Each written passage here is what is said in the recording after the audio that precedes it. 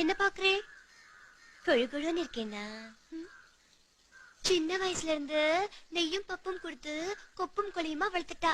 அதுக்கு நான் என்ன பண்ணட்டும்?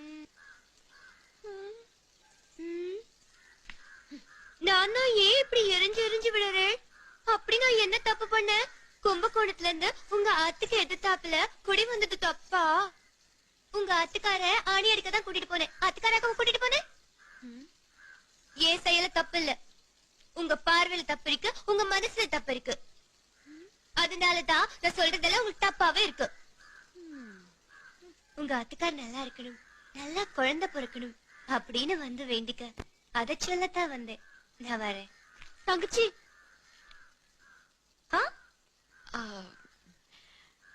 தங்கச்சி, உங்க வீட்டு பஜனைக்கு நான் கண்டிப்பா வரேன். என்ன